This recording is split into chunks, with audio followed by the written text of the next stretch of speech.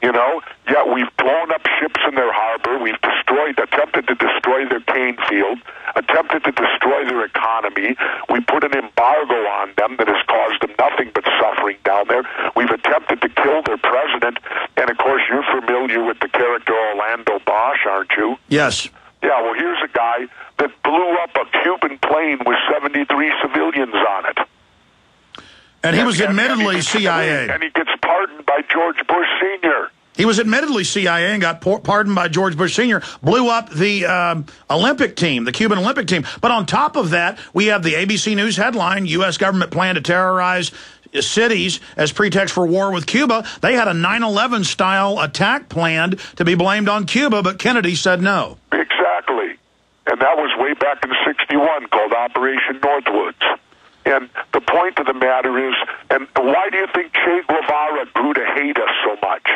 Here was a guy who was a medical doctor, someone that took the oath of healing, and he ended up a revolutionary that murdered people and all of that. But the big question to ask is, why did he feel that way? Well, he felt that way when he took the motorcycle ride in South America, and he saw indigenous people that had lived on the land for 200 to 300 years being forced off the land by United Fruit and U.S. corporations. That's why we're hated so much throughout the world, is because we inflict ourselves upon. And another thing to where we inflict is in this so-called war on drugs. That's just an excuse to give us a military presence in all these other countries.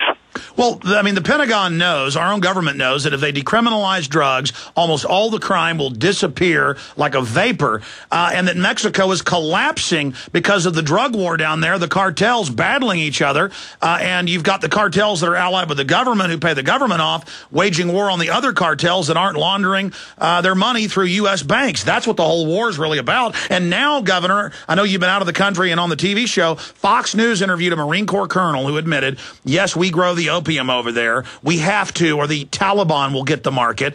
You know, that's the excuse in the 1980s of shipping the crack cocaine in was, well, if we don't ship it in, somebody else will. I mean, this is incredible. So they're now admitting, even in Reuters and AP, that our government is producing the opium in Afghanistan. Well, it doesn't surprise me because by everything that I've read, when the Taliban took over, they put them out of business. That they took these guys and started tossing them in jail and stuff and literally shut down the opium business. And what's interesting is it coincides perfect with the collapse of the banks. And now the opium business is back up full throttle again, and the banks are back doing good business, aren't they? $500+ billion a year out of Afghanistan alone, laundered, leveraged. That's you can leverage it 10 times through the fractional reserve banking. Good point, Governor Ventura. Governor Jesse Ventura joins us. His new book is several months on the New York Times bestseller list, as high as #4. Jesse Ventura, American Conspiracies. It's also available at Infowars.com. I think the good news here, though, is your show #1 for a new show on TruTV. Your book a bestseller. Judge Andrew Napolitano is the best guy on Fox, anti-corruption. His new show premiered on Fox Business, highest ratings ever on that network. Anybody who tells it like it is successful, and I think that's a mirror of the state of the country. There is an awakening happening. Are you seeing that when you travel around America? I'm starting to see the kindling starting again. You know, some people have gotten in contact with me, that have said that the Tea Party has been taken over by, Sarah Palin and them, but there still is a core group of Tea Party people out there, the Ron Paul people. And they're out there, and they're starting to grumble a little bit, and we're starting to see more. But I have to tell you something, Alex, I no longer support the third party movement. Why is that? Well, I know you'll find that shocking, but here's why. I believe so strongly that that the two parties make the rules, and for any third party to play in the game, they're going to have to corrupt themselves just like the Democrats and Republicans do. Well, we already have a two-headed monster. Why would we want a three-headed one? Instead, this is my position now. My position now is I want political parties banned. Get rid of them. Well, the founders had a big debate about that because look at the parliamentary system in England. You can have 4 or 5 parties. The same special interests just buy them all off. Well, the thing is this. we've already got two corrupt parties. Why do we need a third? And for me, it's mostly in the voting booth, Alex. You can still have political parties. They can still endorse, but no one can officially be part of them. We need to turn them into being nothing more than lobbyists, too. Well, that's an interesting idea because... And that way, wait, let me finish. And that way, when you go in to vote, all you see is the name John Smith. It doesn't say John Smith Republican, John Smith Democrat. See, people are given the scapegoat of being able to vote for the party rather than the person. This forces you to go back voting for the person rather than the party. Wow, that's a really good idea, because then you also don't have the mafia of the parties who, when new congressmen and women come in, they tell them you're not going to have any authority or power unless you play ball, exactly. And then the vote is negated. Exactly. Turn the parties into nothing more than lobbyists. You have to run on your name. No party can be listed on a ballot. It also then makes it incumbent for you, the voter, to educate yourself, which is also good.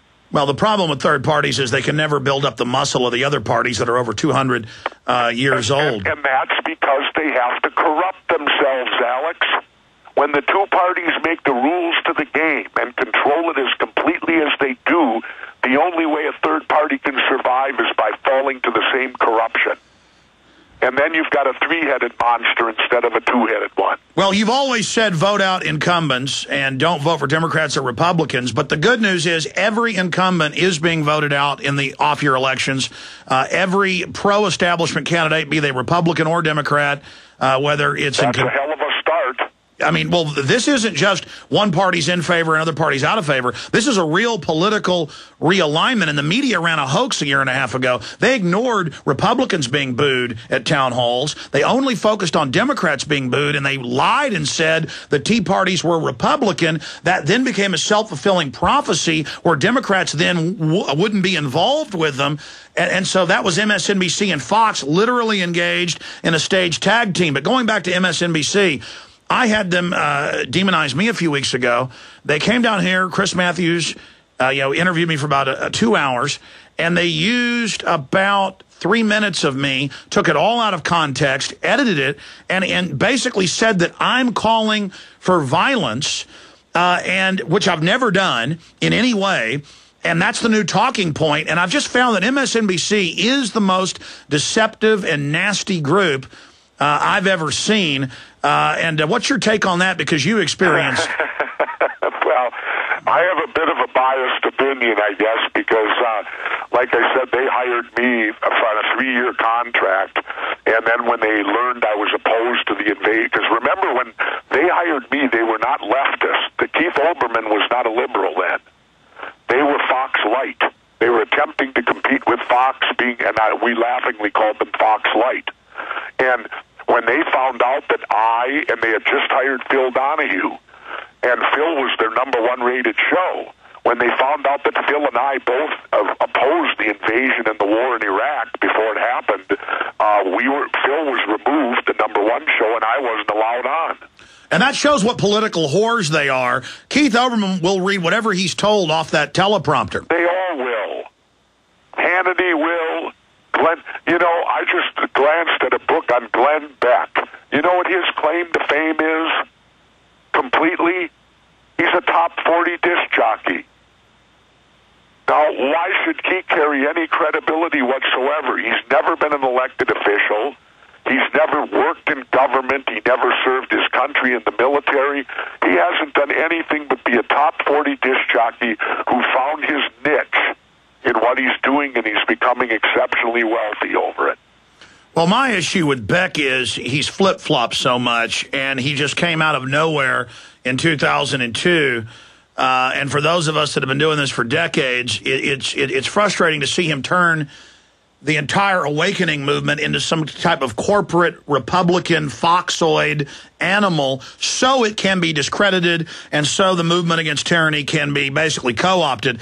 That's my problem with Glenn Beck. I mean, I sent him where the FEMA camps are, the Civilian Inmate Labor Camp Program, the Houston Chronicle, the Wall Street Journal about the FEMA camps. I mean, it's actually hidden in plain view. And on his show, he just came out and debunked straw men And he's done that. So, I mean, he said Ron Paul supporters may be violent terrorists. And then now he says he loves Ron Paul. So he's always followed that government talking point. And so I know he's not for real. I don't have to even agree with somebody 90% to like him. I mean, I disagree with some of your views, but I know you're for real. I know you can be counted on. I know you really stand for something and are a good guy, you know, at your bottom. But with Beck, he is a... well, they're all that way. You know, every one of them. I learned that when I was doing my show. One of the big fights I had with MSNBC on a daily basis, they would send you what topics you could talk about. And for me, at that time it was Kobe Bryant and Lacey Peterson. Now, those are good human interest stories if you're into National Enquirer.